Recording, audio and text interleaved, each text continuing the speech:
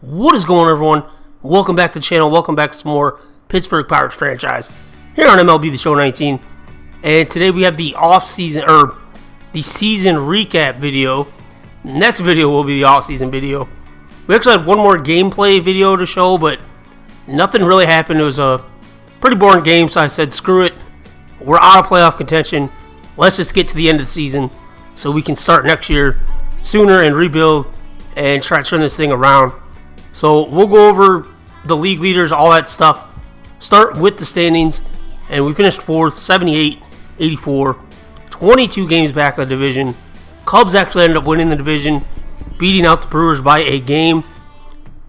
But looking at the wild card, we were 8 games back. We got as close as 4 games back at one point, but just the Brewers, Cardinals ahead of us, it wasn't going to happen. Taking a look at the rest of the league, Phillies get the NL East. Cubs, like I said, win our Central. Brewers and Cardinals both got the 2 wild cards. So we were kind of screwed. Dodgers, 91 and 71, get the NL West. Over in the American League, the Yankees won 107 games, clinching that division. And the Red Sox get a wild card at 102 wins. So both teams just absolutely OP. Crushed it. The Twins win the NL Central. Usually the Indians seem to win it. They do get the wild card, the other wild card though. But the Twins get a nice win there. Astros winning the West. And of course, like I said, the wild card, the Red Sox and Indians. Mariners really the only one having a shot there. Rangers 11 games back. So let's take a look at the NL leaders. Paul Goldschmidt, batting average 328. Remember that when we get to awards, by the way. But yes, he led with hits as well at 203. Only 2 guys get into the 200 mark, him and Mark Kakis. Doubles leader goes Jose Peraza. He had 46 on the season for the Reds. Triples goes to Garrett Hampson of the Rockies. Never even heard of that guy, but must be maybe a rookie. But Kevin Newman ends up getting tied for 8th with 6 triples. And then Gregory Polanco is tied for 12th with 5 on the season. So good to see Newman on something. Bryce Harper led the league in home runs with 44. There were 4 guys in the NL that hit 40. Justin Turner, Rhys Hoskins, and Josh Donaldson were the other 3 besides Harper. Harper also led in RBI, drove in 124 runs. So he'll probably be getting MVP, which we'll go over that later in the video. Paul Goldschmidt led the league in runs with 128 on the season. Stolen bases goes to Trey Turner at 32. Marte did get second with 28 on the year for him. Probably the dip in on base led to him not stealing so many second half of the season. Joey Votto leads the NL in walks drawn. And then Juan Soto, rookie for the Nationals, led in on-base percentage, slugging percentage, goes to Paul Goldschmidt. Young-Ho Gong ended up getting 10th in on slugging at 548 on the season. And then OPS goes to Goldschmidt, who slugged plus on-base over 1,000. Gong was not on that list.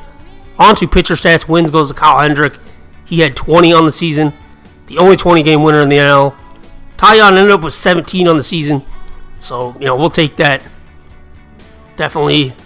Wins don't really mean anything, but still good to see him up there, especially on a sub-500 ball club. Saves goes to Josh Hader.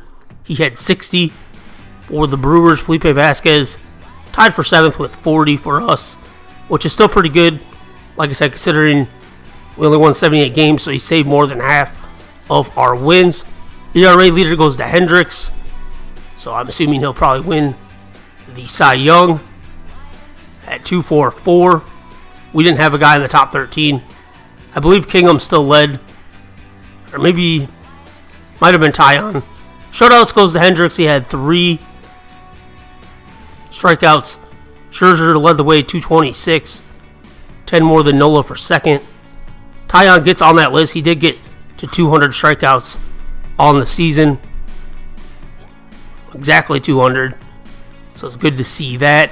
Complete games, Kyle Hendricks had 5. And like I said, 3 of those were shutouts.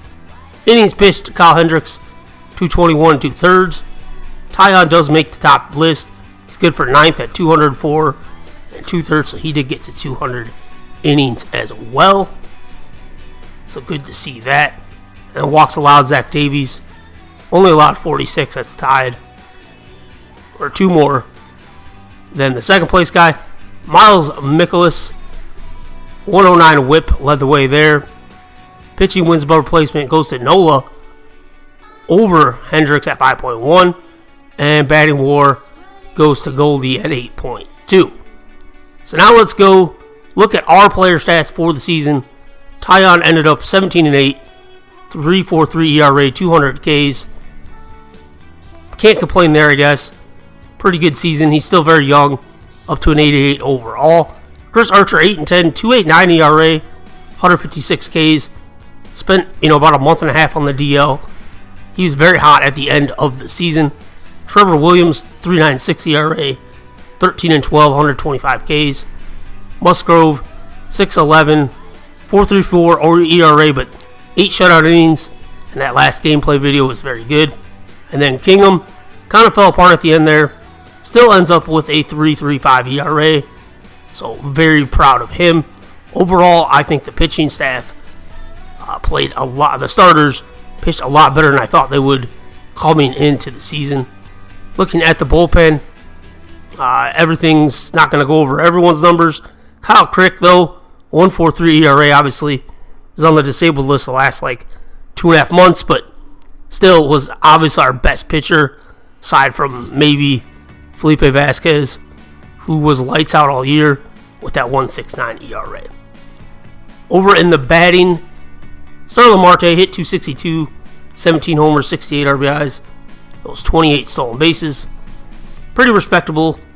Would like to see his on base a little better on that leadoff spot. But Adam Frazier hit 273, 11 homers, 38 RBIs. Obviously, he was hurt for a couple months, but definitely produced in the 2-hole. And then Gong ended up 290, 30 homers, 96 RBIs, 4 short of 100. But it was definitely probably the MVP of the team. Josh Bell hit 251 on the year, 8 homers, 62 RBIs. I'd like to see him hit a little better. I think he has more power than that too. Polanco, 254, 18 homers, 69 RBIs. Lonnie Chisenhall ended up 228, 7 homers, 18 ribbies, in 167 at-bats. It's probably not going to be our left fielder next year. But obviously we'll get to that when we get to the off-season. Cervelli hit 227. Not very good. Kevin Newman hit 216. Didn't hit a home run. 32 RBIs, though. And he stole, I believe, 14 bases. Yeah. So he kind of fell off. He was up. He stole 12 through the first 2 months. So don't know what happened there, but we'll take it, I guess. And then looking at the bench, Kevin Kramer played, pretty well when he went to a bench role. Colin Moran was easily our best bench player all year. Might try to get him some more opportunities next year. Melky Cabrera played well. He might retire, though. Elias Diaz, he's a backup catcher. And Pablo Reyes is a guy I want to try to get more at-bats for next year. He could possibly be our left fielder every day. Like I said, we'll see when we get to the offseason. On to awards now. In the American League, MVP goes to Chris Sale. So naturally, he'll probably get the Cy Young. Yes, he does. Gets the Cy Young, 21-4, 2.19 ERA. He was almost 300 strikeouts. It's ridiculous. DJ LeMahieu gets the batting title for the Yankees. He hit 334. Aroldis Chapman, reliever of the year. 53 saves, 2.2 ERA for the Yankees as well. UC Kikuchi, not sure if I said that right. Let me know if I said that right. Gets Rookie of the Year for the Mariners. He has 16-8, 3.65 ERA. I definitely feel like I didn't say that right. Anyway, on to the Hank Aaron Award. Mike Trout gets that. He hit 304, 33 and 110. So I guess I could see how Chris Sale got MVP as well. usually a lot of times they'll have a hitter with really good numbers and still give it to the pitcher, but I think Sale deserved it that time. Then we'll just look at the Gold Gloves. Not going to name everybody, but as you can see, as it scrolls past, Chapman locking that down. Simmons still has the shortstop position locked down. Gardner unseated Gordon there. Cargo unseated Mookie Betts. And then the Silver Sluggers as well. JD Martinez got the DH. Must not be playing outfield these days. Jose Altuve still has second base on lock. Bregman unseats Ramirez at third. Trout gets I guess outfield's kind of weird because they'll just put him in anywhere. But anyway, on to the National League now. As you see, the postseasons are not done, obviously. But the National League MVP, without further ado, goes to Bryce Harper. He hit 291, 44, 124. Kind of expected that, as he pretty much led everything. Same with Hendricks. Winning the Cy Young, definitely deserved it. And then Nick Markakis, though, he gets the batting title. He hit 327. Remember earlier I said, remember that Goldschmidt hit 328. I'm not sure why Goldschmidt didn't get it. He obviously qualified, or he wouldn't have been on the league leaders list. Anyway, Craig Stammen gets reliever of the year for the Padres. 106 ERA, that's nuts. Pete Alonso for the Mets. Good to see that, 266. As a Mets fan in real life, hope he can do that in real life. Juan Soto, though, is he not a rookie? I thought he was a rookie this year. Let me know if he wasn't. You think he would have got Rookie of the Year? He definitely had better numbers. But on to, anyway, the Gold Gloves. Like I said, not going to name off everybody. But as we scroll through, you'll see some guys like Travis Shaw is kind of surprising. Don't really think of him too much as a defensive guy, but Kevin Pillar definitely is a defensive guy. You see Dickerson was on there for us from last year. Hayward gets his Gold Glove back. And then DeGrom gets the Silver Slugger from the pitcher spot, hit 240. 8 Ribbies. Wilson Ramos of the Mets, well represented in the Silver Slugger category. So Paul Goldschmidt, like I said, see hit 328. So he should have got the batting title. Not really sure. Show logic, I guess. Justin Turner, Wilmer Flores, 2 former Mets. So if you count them as well, the Mets pretty much had the entire infield of NL Silver Sluggers. Yelich getting, and Bellinger getting the nod in the outfield. So the Red Sox defeated the Cubs to win the World Series in 2019. And there's the bracket. I'm not going to go over everything. You can kind of see what happened, who deleted, who knocked out who. Phillies and Houston were in the championship series, and they went down. That's going to pretty much do it for this season recap. The next episode will be the off-season, and that's where we'll sign free agents, all that stuff, re-sign players, and we'll kind of, at the end of it, I'll show you what the lineup's going to look like heading into the 2020 season. And we also, next year, I want to do more minor league videos. I want to do it this year, but I wanted to wait till we had our guys in the farm system that we drafted, and then some guys we traded for.